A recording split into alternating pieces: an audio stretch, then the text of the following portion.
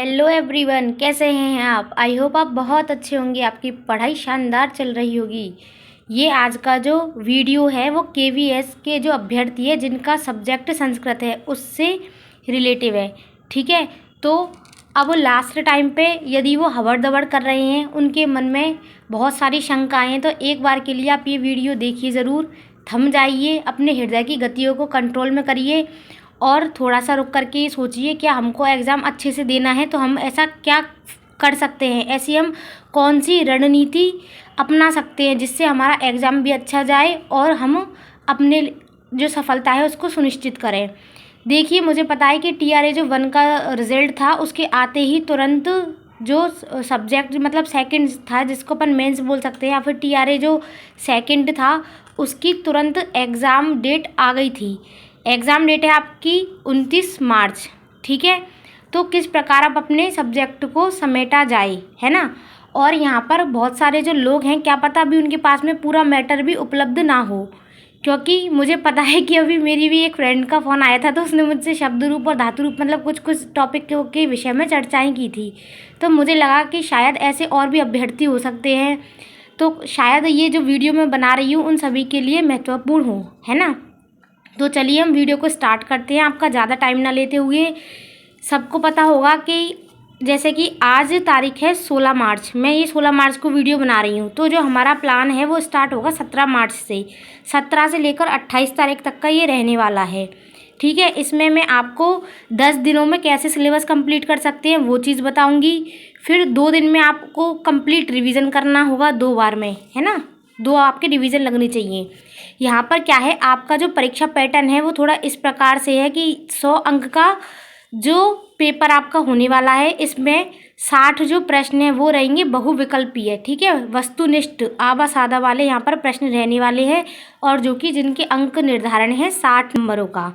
ठीक है, और जो आपके 10 जो प्रश्न हैं वो आएंगे आपके लिखित, है ना। जैसे कि हम जब स्नातक में पढ़ते थे उस समय में हमने अपना पेपर जब लिखा हो, अगर कोई संस्कृत विभाग से होगा वो इस बात को सुनिश्चित करेगा कि हाँ, हमने अपनी परीक्षाएं की जो आंसर शीट लिखी थी वो हमने संस्कृत टू संस्कृत मीडियम में ही लिखी थी। तो मैं जहाँ तक सोच रही हूँ, अगर ऐसे कोई बच्चे हैं जो कि संस्कृत मीडियम से हैं ऑलरेडी, तो ये उनके लिए बहुत बहुत गोल्डन चांस है। और जो सामान्य अभ्यर्थी है या फिर ऐसा कोई अभ्यर्थी है जिन्होंने अपना जो पेपर कभी संस्कृत में नहीं लिखा, तो उनको शायद लिखित परीक्षा में थोड़ी बहुत परेशानियों का सामना करना पड़ सकता है। तो यहाँ पर जो आपके प्रश्न हैं वो हैं 10 प्रश्न आएंगे लिखित, जो कि होंगे 40 अंक के। ठीक है, 1/4 आपकी यहाँ पर माइनस मार्किंग होगी और 2.5 घंटे आपका परीक्षा का समय है।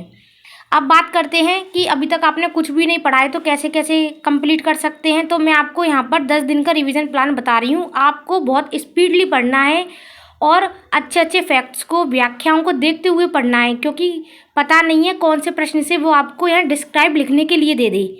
ठीक है, तो आपको शब्द रूप धातु रूप भी अच्छे से याद होने चाहिए। और जहाँ तक है तो बच्चे पहले से ही तैयारी कर रहे होंगे, जिनकी नहीं हुई है वो अब 10 दिन में एकदम अपने आप को रेल बनाकर और गति पकड़ ले।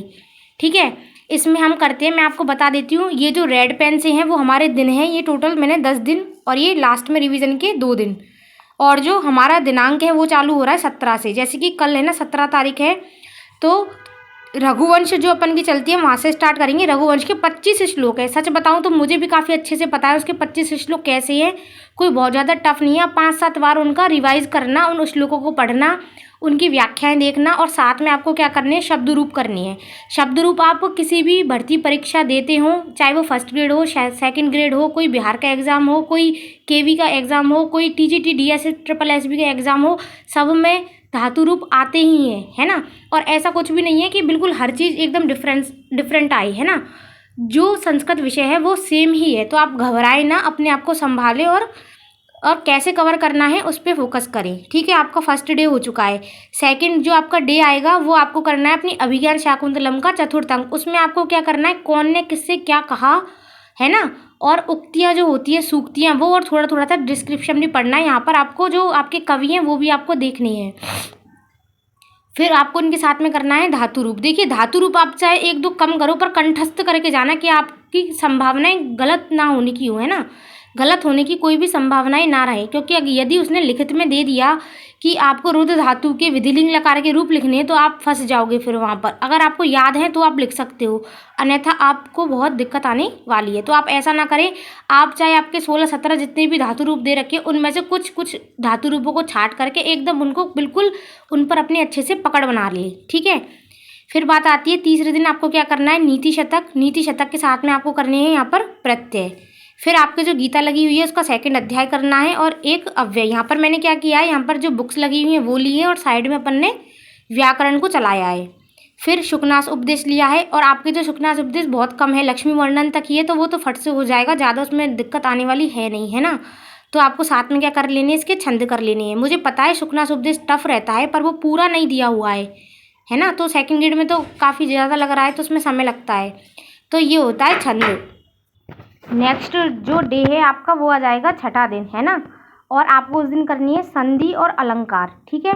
फिर आ जाएगा आपका 7वां दिन, उसमें करने हैं आपको समास और उपसर्ग। अब आपको क्या कर देना है, अगर आपको पहले से ही समय मिल रहा है तो आप अपने कवियों को करते जाइए, और अगर आपको अब समय नहीं मिल रहा है तो आप अपने यहाँ पर जो आपके कवि है ना, कालिदास, भास, जितने भी आपके कवि लगाए हुए हैं आप उनको करिए, ठीक है। फिर आपका दिन आ जाता है 8वां। आप करोगे इसमें वैदिक साहित्य और ईशोपनिषद। ईशोपनिषद 18 मंत्र हैं।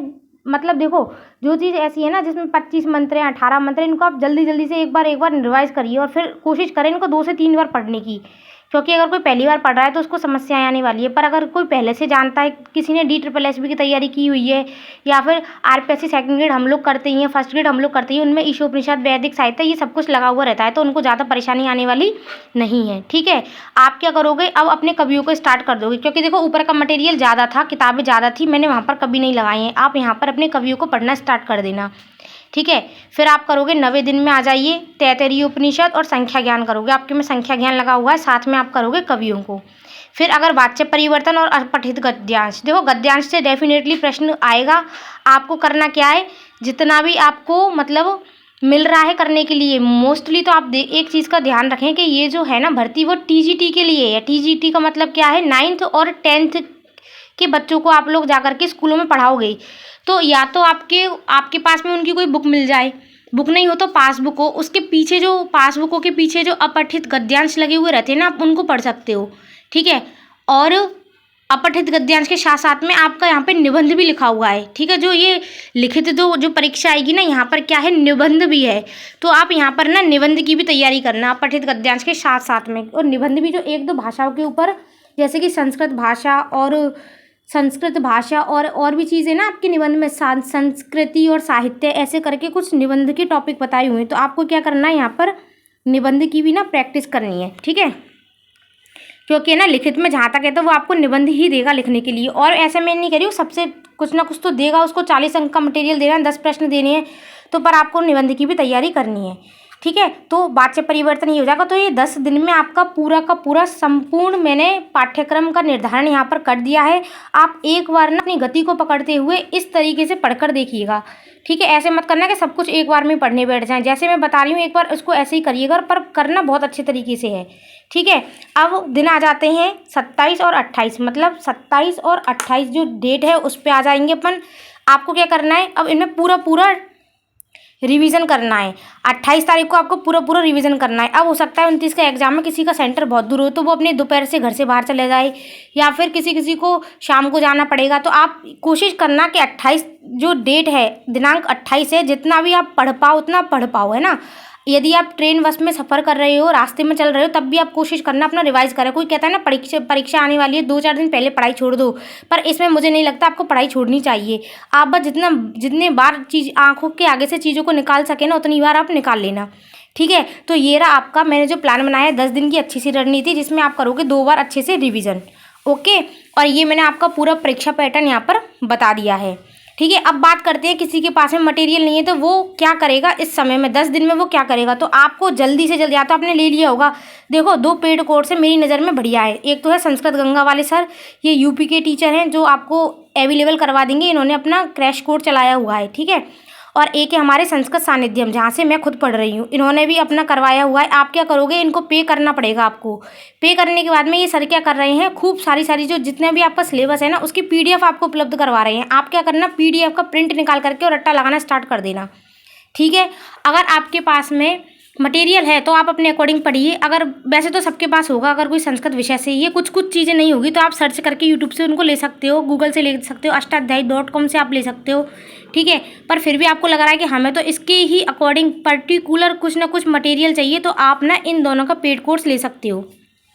अब बात आती है कि पेड कोर्स तो ले लिया, अब कोई पेड कोर्स नहीं लेना चाह रहा है तो मैं उसके लिए एक यूट्यूब की फ्री क्लासेस बता रही हूँ। ज्ञान भूमि करके चैनल है, ठीक है। कौन सा चैनल है? ज्ञान भूमि। आप यूट्यूब पर इसको सर्च करना। ये जो टीचर हैं डेली के मतलब काफ़ी दिनों से तैयारी करा रहे हैं, अभी इनका चल रहा है डेली में 2 से 3 जो भाग हैं वो करवाते हैं। जैसे कि अभिज्ञान करवा दिया एक दिन, तो एक दिन दूसरा कुछ नीति शतक करवा दिया, रघुवंश करवा दी। तो आपको ये जो ज्ञान भूमि चैनल है ना, ये बहुत ज़्यादा लाभकारी होगा। इन्होंने टेस्ट सीरीज भी चला रखी है। टेस्ट सीरीज इनकी पेड भी है, लिखित वाली भी है, वस्तुनिष्ठ भी है और फ्री में भी है ना। आपको जैसा भी अच्छा लगे आप एक बार देख लेना। ये जो यूट्यूब चैनल है आपकी बहुत सहायता करेगा, क्योंकि कई बच्चे होते हैं कि जिनकी अच्छी तैयारी नहीं है तो वो सोचते क्या हमारा होगा सिलेक्शन, वो इस मतलब वो कंफर्म नहीं होते हैं, तो वो पैसे डालना नहीं प्रेफर करते हैं, है ना।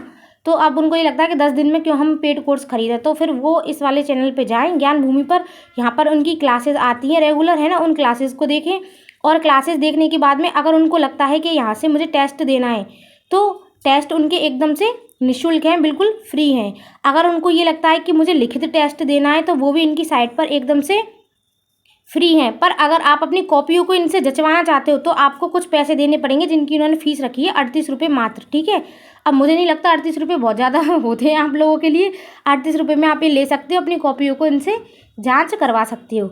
तो गाइस ये था मेरा एक KVS के लिए एक बेटर प्लान कि आप 10 दिन के अंदर और 12 दिन के अंदर कैसे अपने आप को निखार सकते हो। तो मैं संस्कृत सब्जेक्ट से हूँ, इसलिए मैंने सोचा कि जो KVS के अभ्यर्थी है जिनके पास में संस्कृत है तो उनके लिए मुझे कुछ करना चाहिए, तो मैंने आपके लिए ये सब किया है। आप इसको ज़्यादा से ज़्यादा जो संस्कृत विषय से KVS का पेपर देने जा रहे हैं टायर 2 उनके लिए आप शेयर करना। आई होप ये वीडियो आप सभी के लिए वेरी हेल्पफुल होगी, और मिलते हैं ऐसी ही एक बहुत अच्छी शानदार वीडियो के साथ में। Thank you so much.